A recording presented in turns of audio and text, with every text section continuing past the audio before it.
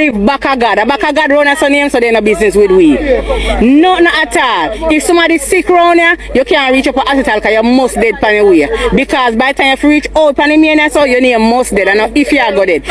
Live back a God. A back a God run a son name, so they're no business with we. Alisha, do better. Omar Miller give me money. No, Mr. Shah, you need to do better. Come on, give me some Miller the boss. Nobody hold on him, man. Come me look help me to get me now. Go get it because I hold him done. And I'm Mr. Miller for Northeast Manchester.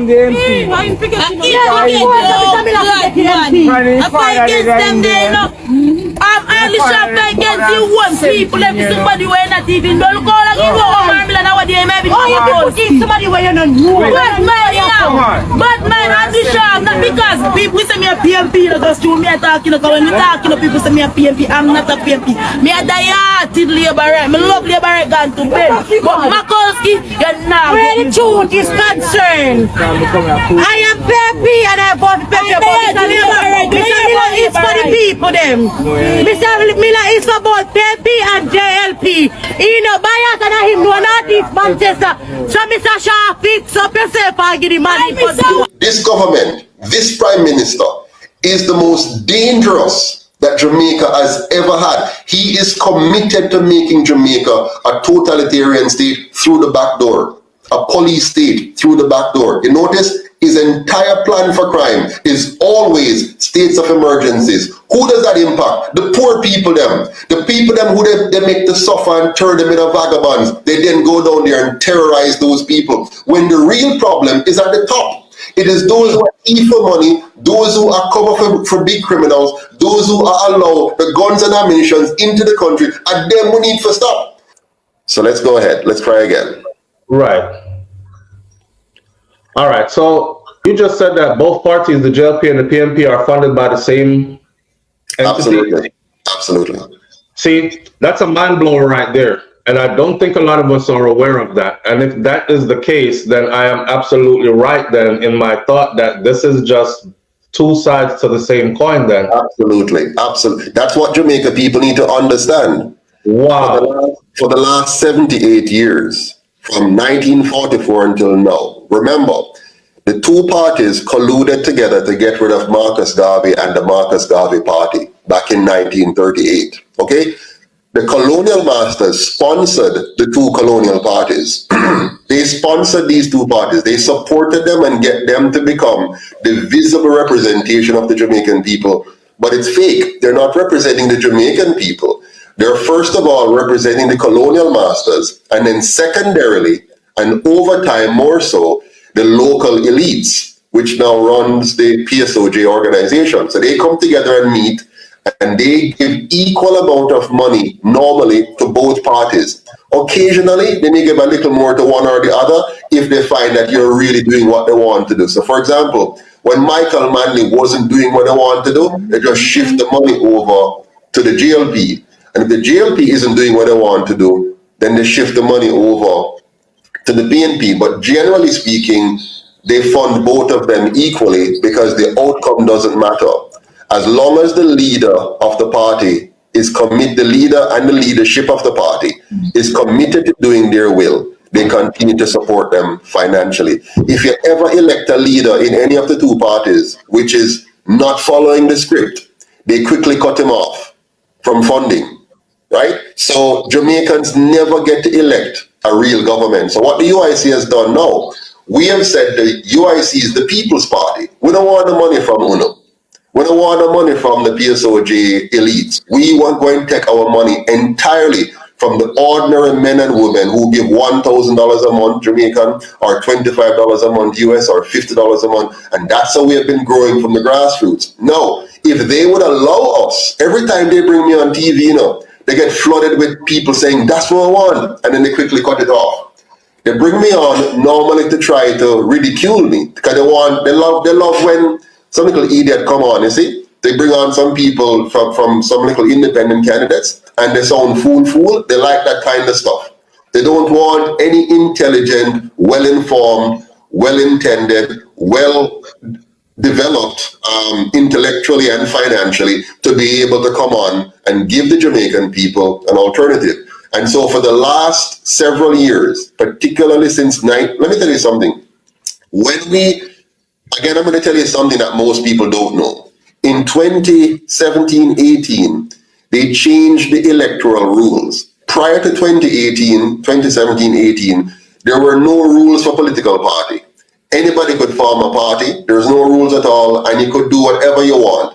Now, these two parties did whatever they wanted from 1948 until 2018. In 2018, at the behest of their colonial masters, they brought in new laws which restricted political parties and what they call regulations. But the purpose of the regulations was to eliminate third parties.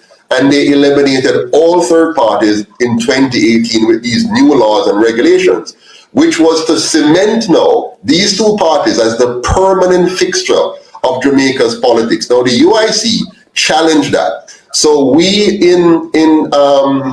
in February of 2019, myself, my wife, and other delegations from the party carried a big Bible of regulatory requirements that we have met. We went around street by street, town by town, and collected over 1,300 signatures and members of the party. And we filled out all the forms that they had, and we got the money that they required, and we applied for party status.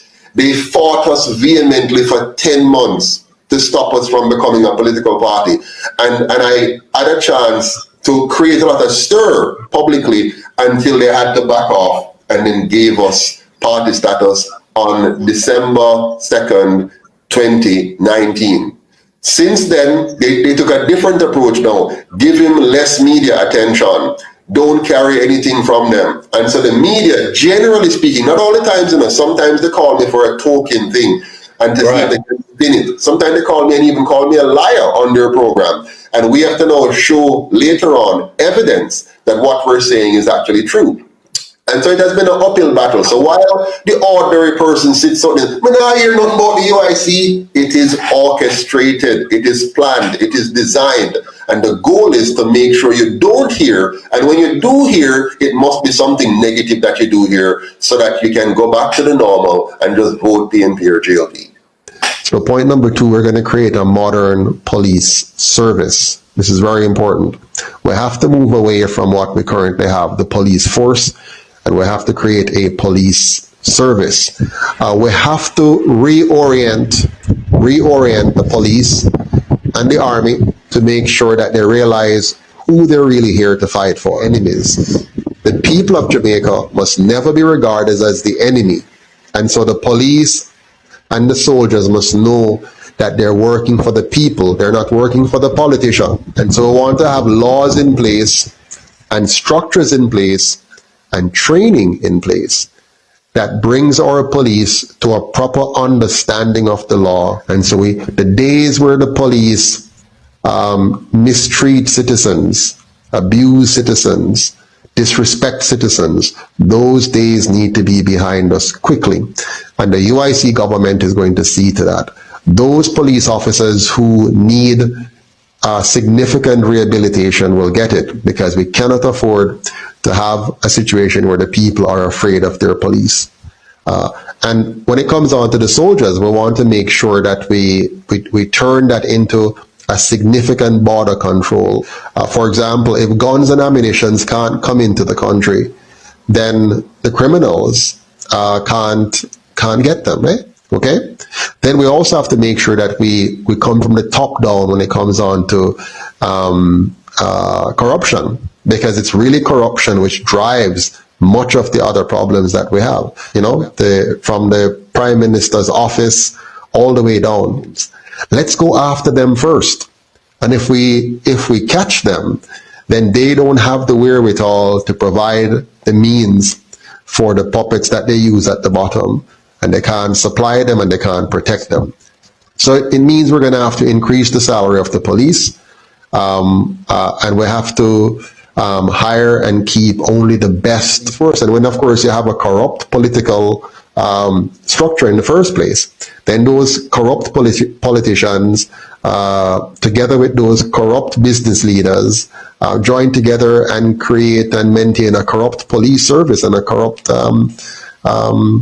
infrastructure. We're going to have a modern police service and a modern national defense service that treats our citizens with respect and protect our borders and provide our police and soldiers with the training, the tools, and the compensation they need to effectively protect the life, the liberty, and property rights of all Jamaicans.